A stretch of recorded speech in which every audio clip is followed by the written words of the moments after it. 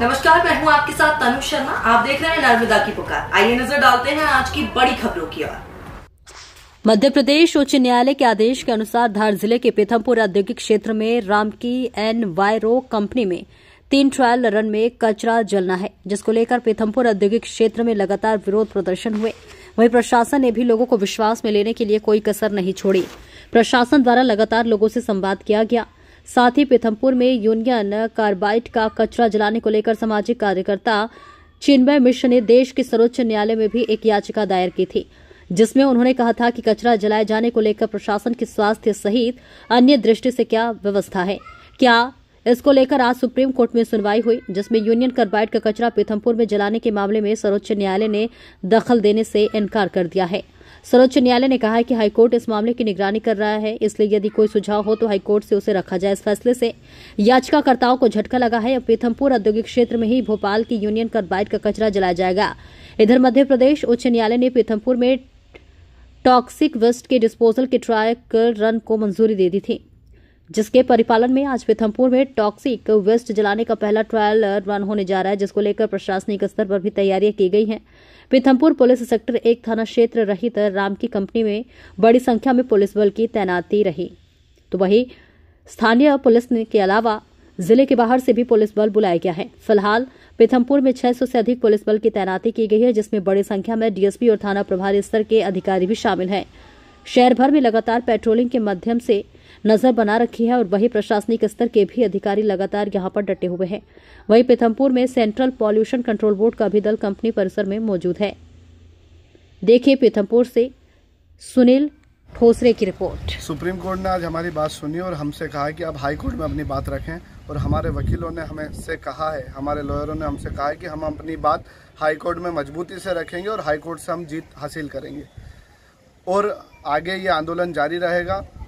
हमारे लॉयरों से, वकीलों से और हमारे पीथमपुर के जनों से हम बात करेंगे और जिस तरीके से वो आंदोलन करने को कहेंगे उस तरीके से हम इस आंदोलन को आगे बढ़ाएंगे।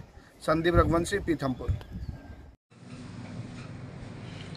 आज सर्वोच्च न्यायालय का यूनियन कार्बाइड के कचरे के संबंध में जो आदेश आया है, प्राथमिक रूप से देखते हुए कि उन्होंने कहा है कि भाई ट्रायल रन को किया जाए या अन्य बातों पे उन्होंने कहा है कि भाई आपकी सभी बातों को उच्च न्यायालय को बताया जाए। आप उच्च न्यायालय आपको हमारे बिहाफ पे उच्च न्यायालय आपको सुनेगा। हमारी माननीय प्रशासन से मांग है कि जब तक माननीय उच्च न्यायालय हमें पूरी तरीके से सुन नहीं पाता है, हम हमारा पक्ष नहीं सुनते जब तक ट्रायल रन ना किया जाए।